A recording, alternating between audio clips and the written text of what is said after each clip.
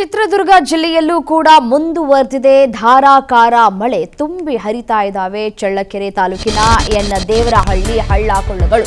ಹಳ್ಳ ಭರ್ತಿಯಾಗಿ ರಸ್ತೆಯ ಮೇಲೆ ನೀರು ಹರಿತಾ ಇದೆ. ವಾಹನ ಸಂಚಾರಕ್ಕೆ ಅಡ್ಡಿಯಾಗ್ತಾ ಇದೆ. ಸಾರ್ವಜನಿಕರು ಪರದಾಟವನ್ನ ಪಡ್ತಾ ಇದ್ದಾರೆ.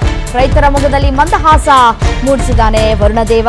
ಇವತ್ತು ಕೂಡ ಮೋಡ ಕವಿದ ವಾತಾವರಣವಿದೆ. ಮಳೆಯಾಗುವಂತಹ ಸಾಧ್ಯತೆಗಳು ಕೂಡ ಇದೆ. ಮಳೆ ಮುಂದುವರಿಯಕ್ಕೆ ಆಗತ್ತೆ ಅಂತ ಹೇಳಿ ಹವಾಮಾನ ಇಲಾಖೆ 3 ದಿನಗಳ ಕಾಲ ರೆಡ್ ಅಲರ್ಟ್ ಅನ್ನ ಘೋಷಣೆ ಮಾಡಿತ್ತು. ಅದರಂತೆಯೇ ನಿನ್ನೆಯೇ ಭಾರೀ ಕೂಡ ಮಳೆಯಾಗಿದೆ. ಈ ಭಾರೀ ಮಳೆಯಿಂದಾಗಿ ಹಳ್ಳ ಕೊಳ್ಳಗಳೆಲ್ಲವೂ ಕೂಡ ತುಂಬಿ ಹರಿತಾ ಇದ್ದು ನೀರು ರಸ್ತೆಗೆ ಬರ್ತಾ ಇದೆ. ನೀರು ರಸ್ತೆಗೆ ಬರ್ತಾ ಇರುವಂತಹ ಹಿನ್ನೆಲೆಯಲ್ಲಿ ನೋಡಿ ಯಾವ ರೀತಿಯಾದಂತಹ ಪರಿಸ್ಥಿತಿ ನಿರ್ಮಾಣವಾಗಿದೆ.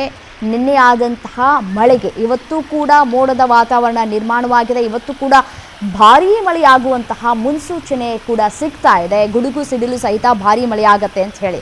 ಸೊ ಹಾಗಾಗಿ ಯಾರು ಕೂಡ ರಿಸ್ಕ್ ತೆಗೆದುಕೊಳ್ಳೋದಕ್ಕೆ ಹೋಗಬೇಡಿ. ನೀವು ರಿಸ್ಕ್ ತೆಗೆದುಕೊಂಡ್ರೆ ಮಳೆ ನೀರಿನಲ್ಲಿ ಕೊಚ್ಚಿ ಹೋಗ್ತೀರಾ, ಮತ್ತು ಪ್ರಾಣಾಪಾಯ ಸಂಭವಿಸುವಂತಹ ಸಾಧ್ಯತೆಗಳು ಕೂಡ ದಟ್ಟವಾಗಿರುತ್ತೆ.